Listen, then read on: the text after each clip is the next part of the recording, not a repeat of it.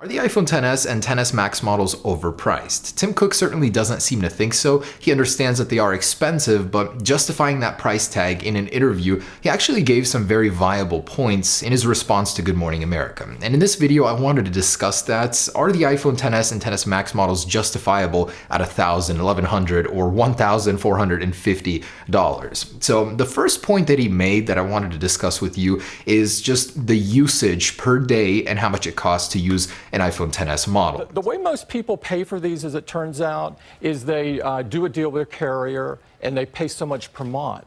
And so if you look at even the phone that's priced over $1,000, most people pay about $30 a month for it.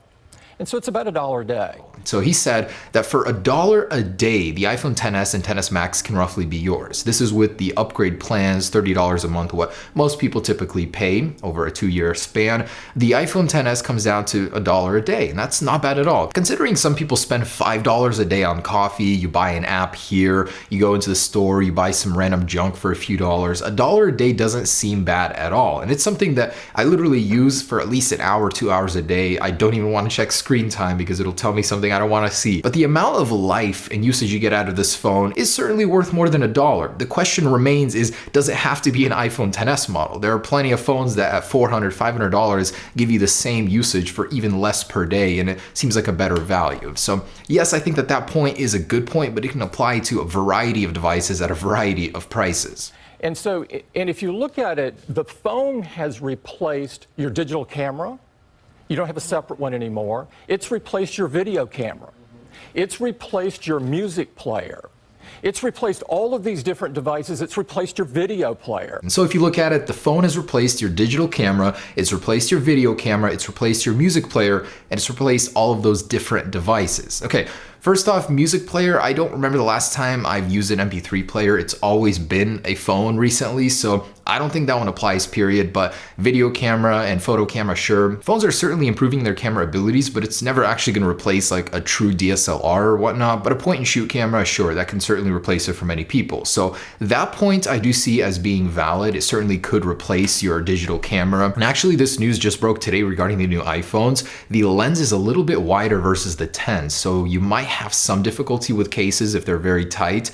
The camera is just that much better versus the iPhone X apparently. So will the iPhone XS be replacing your digital camera? For most people, even older iPhones already have. So I don't know. How would the quality compare to like a $200 point and shoot camera? But yeah, I guess you do get some extra value from that. And we found that people, they want to have the most innovative product available, and you know, with that, it's not cheap to do that. And then he says that it's not cheap to have the most innovative product, and this is where I 100% agree with him. I've been making videos regarding these leaks rumors for like a year, and we always push for the most innovation, to have like the best features, the best specs, and when Apple actually delivers it and asks a price to reflect all that innovation, research and development, you know, we moan here, sit and moan about the price. So really, I guess they're totally right about that. They're bringing us state-of-the-art processors, 7nm, some great cameras. Supposedly there are some phones out there that still beat the iPhone XS camera spec-wise, quality-wise, but still, Apple does some extraordinary research to bring this all into one package. And for a device, again, that we use on a daily, is it really that much to ask for $1 a day to pay for this over 2 years? And the last point I wanted to bring up is Warren Buffett. So